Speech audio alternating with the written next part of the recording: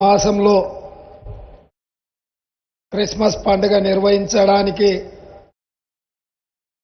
ఇంత పెద్ద ఎత్తున ఏర్పాటు చేసిన కార్యక్రమంలో మా శాసనసభ స్పీకర్ గడ్డం ప్రసాద్ గారు, మంత్రివర్గ సహచరుడు పొన్నం ప్రభాకర్ గారు, మాజీ మంత్రివర్యులు మహమ్మద్ అలీ షబ్బీర్ గారు, ఇతర పెద్దలందరూ, అంజన్ కుమార్ యాదవ్ గారు, అదేవిధంగా చాలామంది బిషప్లు, పాస్టర్లు రాష్ట్రం నలుమూలల నుంచి రావడమే కాకుండా నా అభిమాన పాత్రులైన మా క్రిస్టియన్ మైనారిటీ సోదరులు వేలాదిగా ఇక్కడికి వచ్చి ఈ పండగను ఒక ఉత్సాహంతో జరుపుకోవడానికి ప్రభుత్వంతో కలిసి ఈరోజు ఈ శుభ కార్యక్రమాన్ని ఏర్పాటు చేసుకొని జరుపుకుంటున్న అందరికీ కూడా క్రిస్మస్ శుభాకాంక్షలు. మిత్రులారా,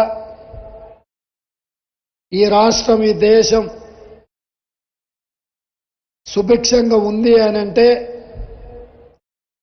ఈ రాష్ట్రంలో, ఈ దేశంలో మత సామరస్యాన్ని కాపాడడమే కాకుండా ఈ దేశంలో ఏ మత విశ్వాసాలను ఎవరు విశ్వసించినా వారి మతాన్ని, వారి విశ్వాసాన్ని స్వేచ్ఛగా చెప్పుకునే అవకాశం కాంగ్రెస్ పార్టీ కల్పించింది, రక్షణ కాంగ్రెస్ పార్టీ కల్పించింది. ఏ రోజు కూడా కాంగ్రెస్ పార్టీ అధికారంలో ఉన్నప్పుడు ఎలాంటి తప్పిదాలు జరగకుండా మత సామరస్యాన్ని కాపాడడానికి సాయశక్తుల ప్రయత్నం చేస్తూ అనుకోకుండా ఎక్కడైనా చెదురుమదురు సంఘటనలు జరిగినా నాటి ప్రభుత్వాలు ఎప్పటికప్పుడు వాటిని సవరించుకుంటూ సమస్యల్ని పరిష్కరించుకుంటూ ముందుకు తీసుకెళ్లిన ప్రభుత్వము కాంగ్రెస్ పార్టీ ప్రభుత్వం. ఈరోజు పెద్దలు గొల్లపల్లి గారు చెప్పారు, వాస్తవంగా చాలా సందర్భాలలో నేను మాట్లాడడం జరిగింది, చెప్పడం జరిగింది. డిసెంబర్ నెల మిరకల్ మంత్, తప్పకుండా మిరకల్ జరగబోతుంది. మా క్రిస్టియన్, ముస్లిం మైనారిటీ సోదరుల మీద నాకు సంపూర్ణమైన విశ్వాసం ఉంది. ఆ మిరకల్ మంత్లో వాళ్ళ శ్రమ, వాళ్ళ త్యాగం ఉంటుంది అని చెప్పిన ఈరోజు నేను చెప్పిన మాట వాస్తవం. ప్రపంచానికే డిసెంబర్ నెల మిరకల్ మంత్. ఎందుకంటే యేసు ప్రభువు జన్మించి తనను నమ్ముకున్న మానవాళిని పాపాల నుంచి ప్రక్షాళన చేసి వాళ్ళని స్వర్గంలో సుఖశాంతులతో ఉండే విధంగా తన రక్తాన్ని ధారపోసి పాపులను కాపాడడం జరిగింది. అదేవిధంగా వారి స్ఫూర్తితో వారిచ్చిన సందేశాన్ని గుండెల నిండా నింపుకొని ఈరోజు ఈ రాష్ట్రంలో ఉండే మైనారిటీ సోదరులు ఒక సామాజిక స్పృహతో సమానమైన న్యాయాన్ని అందించే ప్రభుత్వం రావాలి, సెక్యులర్ గవర్నమెంట్ ఉండాలి, సెక్యులర్ గవర్నమెంట్లో సేఫ్గా ఇక్కడి ప్రజలు ఉంటారు అనే విశ్వాసంతో శ్రీమతి సోనియా గాంధీ, మల్లికార్జున్ ఖర్గే గారి నాయకత్వంలో ఉన్న కాంగ్రెస్ పార్టీని మీరు ఆశీర్వదించి ఈరోజు అధికారంలోకి తీసుకురావడం జరిగింది. ఈ జర్నీ ఇది పూర్తి కాలేదు. మొన్న కర్ణాటక రాష్ట్రంలో మీరు అధికారంలోకి తెచ్చిండ్రు.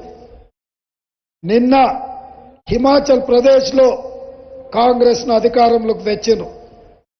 నేడు ఈనాడు తెలంగాణలో కాంగ్రెస్ పార్టీని అధికారంలోకి తీసుకొచ్చి ఒక సెక్యులర్ ప్రభుత్వాన్ని ఏర్పాటు చేసిండ్రు.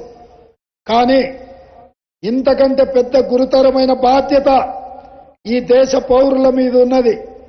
140 కోట్ల ప్రజలు సుఖశాంతులతో మత సామరస్యాన్ని కాపాడుకుంటూ ఈ దేశం పరడవిల్లాలి, ఈ దేశం అభివృద్ధి పదం వైపు దూసుకు వెళ్ళాలి అనంటే రాబోయే రోజుల్లో జరగబోయే లోక్సభ ఎన్నికలలో ఎర్రకోట మీద మువ్వన్నెల జెండా ఎగిరినప్పుడే ఈ దేశానికి రక్షణ ఉంటుంది. ఈ దేశంలో సర్వమత సమ్మేళనం శాంతియుతంగా ముందుకు సాగుతుంది. అందుకే ఈరోజు మా బిషప్లను కానీ, మా పాస్టర్లను కానీ, మా పెద్దల్ని కానీ ఏ చేతులతో మమ్మల్ని ఆశీర్వదించి ఇంత ఉన్నత స్థాయికి తీసుకొచ్చిందో, ఈరోజు దేశ భవిష్యత్తు, దేశ రక్షణనే ఈరోజు అనుమానాలకు దావు తీసే పరిస్థితి కనిపిస్తుంది. మొన్నటికి మొన్న మణిపూర్లో జరిగిన కిరాతక చర్యలు మీరు కల్లారా చూసినారు. నెల రోజులైన వైపున ప్రధానమంత్రి గారు కానీ, కేంద్ర హోంశాఖ మంత్రి గారు కానీ మణిపూర్లో మండిపోతున్న ప్రజలని కాపాడడానికి ప్రయత్నం చేయలేదు. అక్కడ రాష్ట్ర కేంద్ర ప్రభుత్వాలు ఎలాంటి ప్రజల యొక్క మానాలకు ప్రాణాలకు రక్షణ కల్పించలేదు. ఆ చర్యలకు పాల్పడకపోను ఎన్నికలలో ఓట్లు అడగడానికి ఎన్నికల ప్రచారంలో మునిగి తేలిండ్రు. మణిపూర్లో ఉన్న సామాన్యమైన ప్రజల ప్రాణాల కంటే ఎన్నికలలో రాజకీయ ప్రయోజనాలే వాళ్ళకి కావాలి అని చెప్పి వాళ్ళు మన కళ్ళ ముందు కళ్ళ కట్టినట్టుగా వ్యవహరించారు. కానీ అదే మా నాయకుడు రాహుల్ గాంధీ గారు స్వయంగా మణిపూర్ పర్యటన చేసి బాధిత కుటుంబాలను పరామర్శించి అక్కడున్న జాతుల మధ్యలో వైరాన్ని వైషమ్యాలను తగ్గించే ప్రయత్నం చేసి కలిసిమెలిసి ఉండే విధంగా శాంతి నెలకొల్పడానికి శ్రీ రాహుల్ గాంధీ గారు ప్రయత్నం చేస్తే ఆ ప్రయత్నాన్ని కూడా పార్లమెంట్లో ప్రధానమంత్రి గారు విమర్శించిండ్రు. ఇది శోచనీయము. ఇట్లాంటి మణిపూర్ లాంటి సంఘటనలు దేశంలో ఇంకెక్కడ కూడా జరగకుండా చూడవలసిన బాధ్యత ఈ దేశ పౌరుల మీద, ప్రతి ఒక్కరి మీద ఉన్నది. ఆ దిశగా ప్రయాణించడానికి, మాకి శక్తినివ్వడానికి, ఆ దిశగా మేము ముందుకు సాగడానికి బిషప్లందరూ కూడా మమ్మల్ని ఆశీర్వదించవలసిందిగా ఈ సందర్భంగా నేను కోరుకుంటున్నా. కాంగ్రెస్ పార్టీ ఎప్పుడు అధికారంలో ఉన్న inclusive government, inclusive growth, if it is welfare, if it is development, అందరికీ అందుబాటులోకి తీసుకురావడమే మా లక్ష్యము. నిస్సహాయులకు సహాయం అందించడం మా ప్రభుత్వ లక్షణం. అదేవిధంగా అర్హత ఉన్న వాళ్లకు అవకాశాలు కల్పించడం మా ప్రభుత్వం యొక్క లక్ష్యం.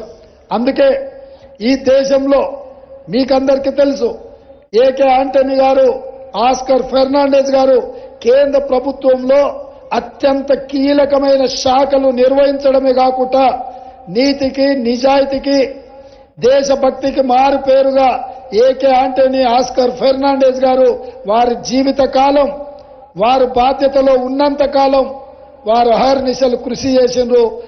ఈ దేశంలో ఎవరు కూడా పదవులు ఇస్తామంటే వద్దన్నారు. కానీ ఏకే ఆంటనీ గారికి పార్టీ మొత్తం మీకు బాధ్యత ఉంది, ఢిల్లీలో ఉండండి, మీకు రాజ్యసభ ఇస్తాం, అన్ని అవకాశాలు కల్పిస్తామంటే కూడా యువతకు మనము అవకాశాలు ఇవ్వాలి, వాళ్ళకి ఇవ్వండి. నేను కేరళలో ఉన్నా, ఢిల్లీలో ఉన్నా, ఈ దేశ ప్రయోజనాల కోసం ఎప్పుడూ పాటుపడుతూనే ఉంటా, కాంగ్రెస్ పార్టీ యొక్క గెలుపు కోసం కృషి చేస్తూనే ఉంటా అని చెప్పిన నాయకుడు ఏకే ఆంటనీ గారు.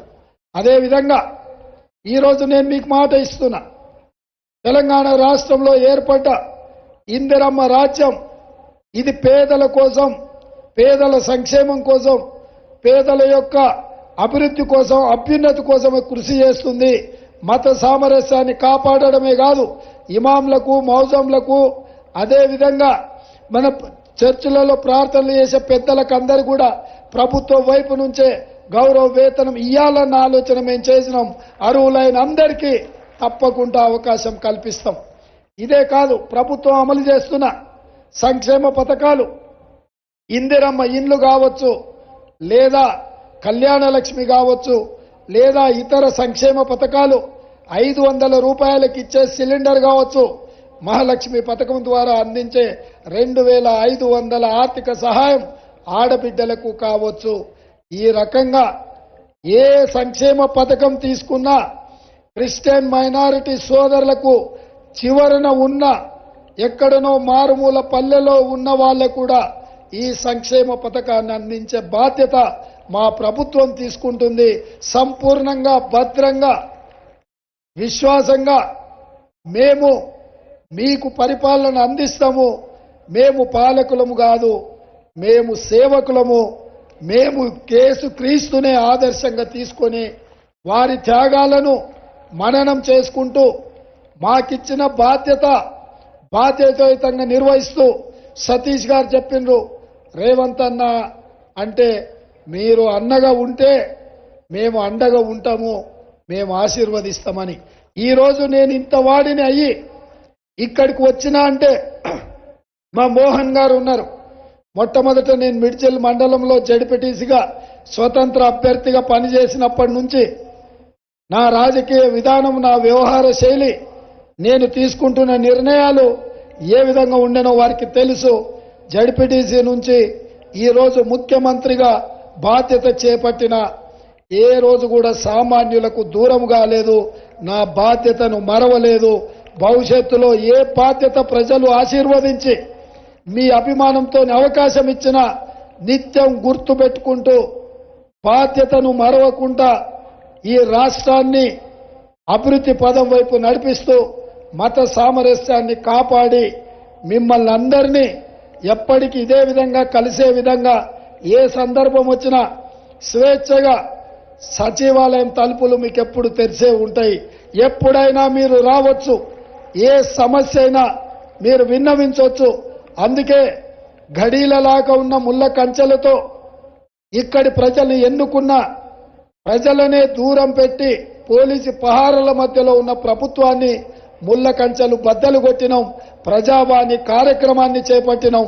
ప్రజలు తమ వాణిని స్వేచ్ఛగా వినిపించే అవకాశం కాంగ్రెస్ పార్టీ, మా ప్రభుత్వం కల్పించింది.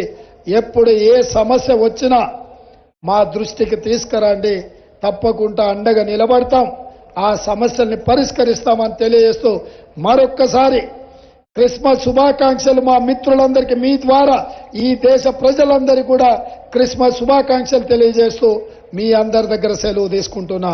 జై హింద్.